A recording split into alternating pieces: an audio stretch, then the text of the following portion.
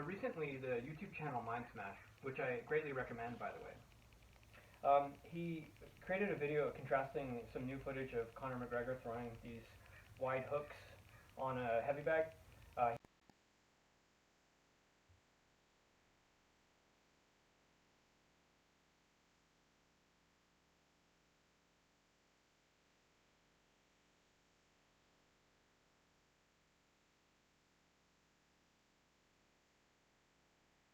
He called them haymakers. I would call them wide hooks.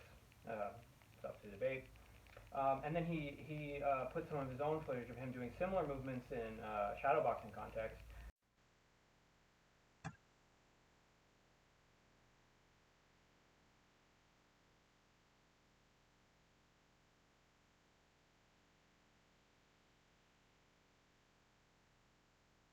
And asked for feedback.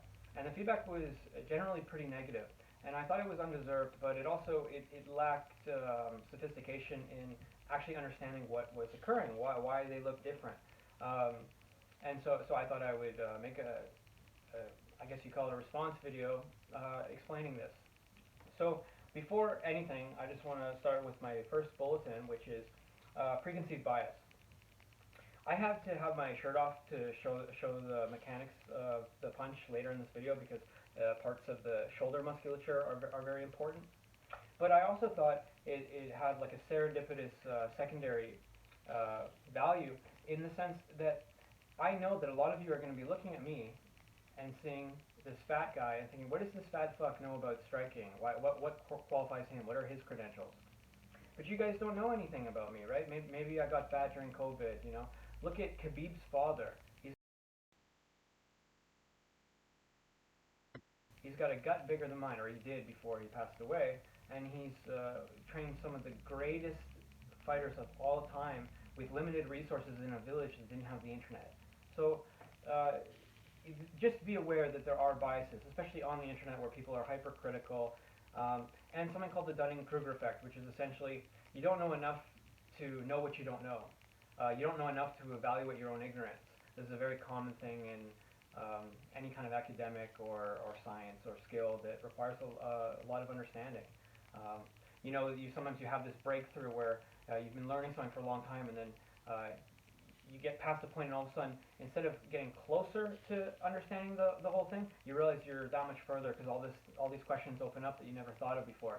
It's an asymptotic learning experience. There's a good metaphor of the infinite arrow, right? You pull back an arrow and shoot it.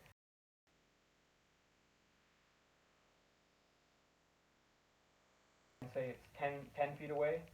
Then you think of it as 5 feet away, then 2.5 feet, 1.25, 0.0625, and so on, right? And if you just keep halving it with infinitely smaller numbers, you never actually reach the target because you can always go just a little bit closer. And that's the same thing with learning something as complex as martial arts, mixed martial arts. Anyways, I just wanted to prime this discussion with that. I'll have left a timestamp so you can pass by this because a lot of people just don't give a shit. But let's go and get into more of the actual differences. So number 2, we have anthropometry equating to style. Let's take two guys, right, on opposite ends of the spectrum in terms of body structure. Jon Jones, the lankiest motherfucker in all of MMA, and then like Henry Cejudo, short, stocky guy. Do you think that if they have the same coach, they learn the exact same punch mechanics, that they would look the same when they did those punches?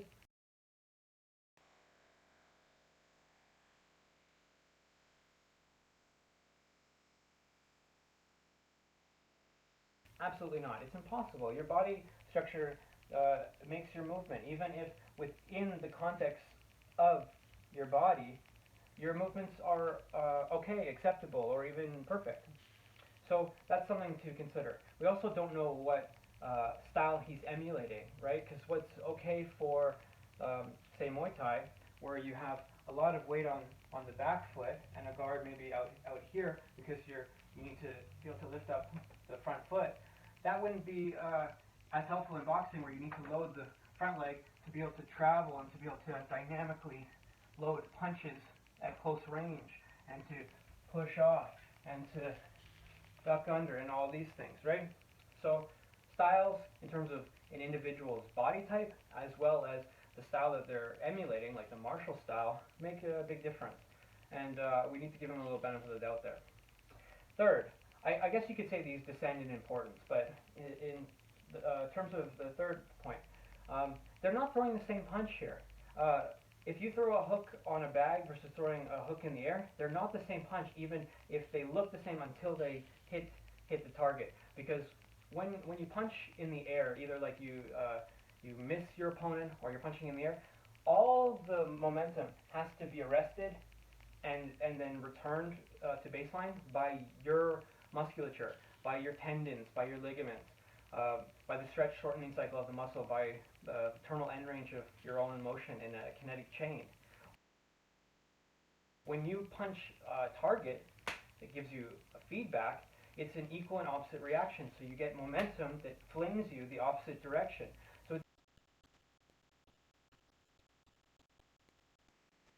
very easy then to retract your punch and to look more fluid, right? This is why coaches will tell beginners especially, don't do too much work on the heavy bag with exclusion of working in the air, like open air drills like shadow boxing, because then you forget how to bounce off the elasticity of your own tissues, and you forget the coordination as well, and you get lazy and you get this like drop arm effect, because you're used to it bouncing it back for you if it's against something. So again, there's a big difference that you also have to consider, that they're not really throwing the same punch. Number 4, this is where we get to the actual punch mechanics, which I think is most important. And just a note, I'm not going to get into the footwork because I wasn't satisfied that I could analyze MindSmash's footwork enough, because just like the angle that I have, it was kind of like mid-shin. I like to see the feet. And what I saw wasn't that problematic anyways. You can pretty much tell, but I'm just not going to go there because I don't think it's as important as these points. But their punch mechanics are different, and certainly I would say MindSmash has some issues that could be a problem, but it's up for debate, but we will put them in context. So how are they different? First I'll explain Conor's. Conor has a much more fixed position with the angle of his upper arm to lower arm, like the humerus to the lower arm, right? Because this is going to be bent at some angle to throw a wide shot, right? The further away it is, the more it's going to be straight, because I need more distance. The closer, it's going to be tighter, right? This angle. However, in terms of Conor's, it's fixed, right? It doesn't vary much, like the kind of bicep curling motion that you do while you turn over a punch if you have to change the distance. Conor isn't doing that much, and the reason why it's fixed is because he's contracting the musculature of his shoulder girdle, which is why I've written this down. For reference, the shoulder girdle is everything that is involved in scapular extension, retraction, elevation, rotation, so like the pecs, the rotator cuff, the deltoids, all the musculature of the back, right? It's the whole holistic area, and you need to think of that because muscles rarely work in isolation. But having a very fixed shoulder, sturdy shoulder, allows him to have that very predictable arc, right? It always is going to look the same. Like I can draw a line, and no matter where he's turning it over, it's going to have a little bit of undulation, but very little. And because of this, it's sturdy in the sense that if he were to get parried while doing this, like knocked down, it's going to be very hard for him. You can test this yourself. So engage the muscles like you would for doing a front raise, and then retract your scapula and like you were trying to engage your lats as hard as possible. Most important is the front deltoids though, and try to hit down your arm. It's quite difficult, but now get loose, relax your arm, and do the same thing. You see the difference? So the problem with MindSmash's punches are because he's doing the same thing but with this very loose shoulder, he's getting this bobble effect. If you slow it down to 0.25 speed, I'll probably just upload a clip at 0.25 speed, you can see that it bobbles, and it's throwing him even more out of position. So he's having a very hard time arresting his motion, and it's affecting his other hand, and like the position of his guard. So he's almost like doing this kind of jiving dance or like waving a wand or whatever, and it's problematic because if he were to get his punch knocked down and thrown out of position, he's already doing this giant momentum shift that he'd get thrown like all the way into like a wall. That's a very big issue with the mechanics of this punch. The second part is that he is not engaging his core properly. Specifically, I would say, I mean, the core is a very vague term, just like the shoulder girdle has all these different structures within it. The core really is everything in the torso, from like front to back, side to side. But I'm thinking mostly like the obliques here, like the musculature that's involved in rotation of the torso, because he's really just letting them go and not using the myotatic reflex, which is like the stretch shortening cycle of muscles that allow it to bounce you back. Just like when you squat, if you squat down in the hole and you quickly bounce back, you get like a bounce out of the hole. But if you do a pause squat, it's much harder. You can't do as much weight.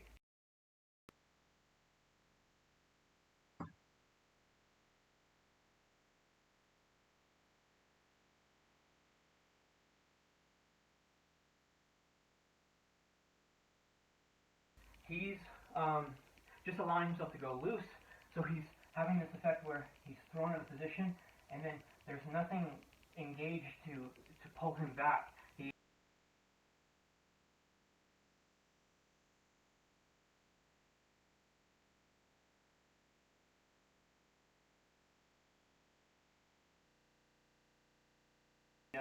He has to catch himself slowly. And so Conor's punching from a much more fixed position, but he's also punching closer to his guard. Instead of winding up to generate momentum, like MindSmash is, he's punching more from where his guard is.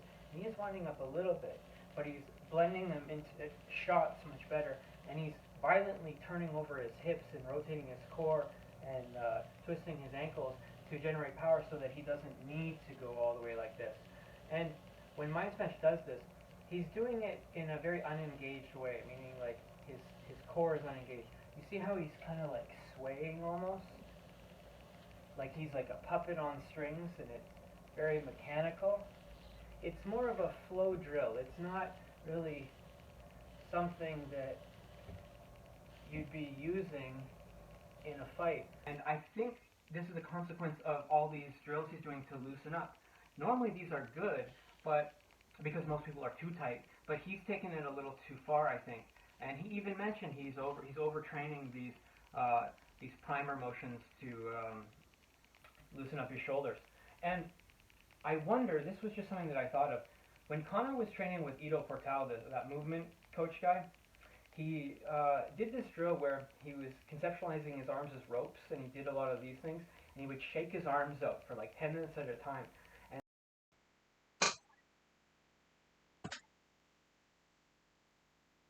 And the point was to push blood into the fist so that he had like a proprioceptive feedback mechanism whereby he could feel like weight in his fist, so he knew where it was at all times for like precision.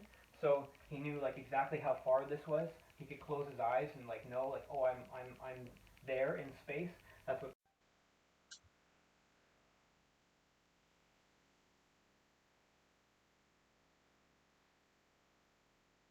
perception means, like your ability to understand where your body is in space and time and in different areas, right?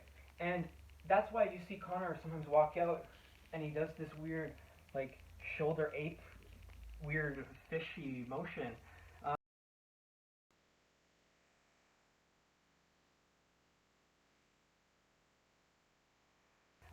It's not just some silly posturing technique. He was trying to loosen his shoulders up and get accustomed to this sensation. Because MindSmash is such a prolific YouTuber and so interested and passionate about martial arts, I wonder if he took that from Conor or was thinking about it because he was contrasting it, and he just took it a little too far. This happens, and that's a valid critique. Just saying, oh, you look like shit compared to one of the best in the world, it's stupid. we need to actually analyze the motions, because now we can correct it. I mean, the likelihood that he sees this video is very, very small. But if he were to see this, and he understands that I put in concerted effort to diagnosing this, doing a deep dive, and that I actually know what I'm talking about, despite the fact that I have a belly, and some titties too, he would understand, like, oh, okay, I need to tighten up my shoulder girdle, and then we could start devising. If he had a problem with like weakness, we could in those musculatures, we could start coming up with a comprehensive program to address this, and drills to scale from beginner to advanced to make sure that he's no longer having this bobble effect, and that he can engage his core and redirect, so that he can throw even a haymaker, which already, by the way, is a punch that's seen as a no-no. So kind of objectively evaluating a punch that's seen as bad is already kind of, it could be in like the preconceived bias category. It's a little weird, right? But if he did understand these mechanics and he took them to heart, he could start throwing a very wide hook with much better intention, right?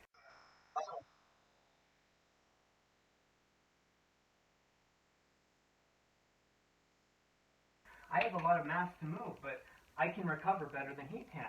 That shouldn't occur based on our anthropometry, but it is occurring based on our technique. So makes a big difference. If you did watch this, I appreciate it, because nobody watches my video. And yeah, like, subscribe, whatever. I'm not going to do the grifter YouTube thing.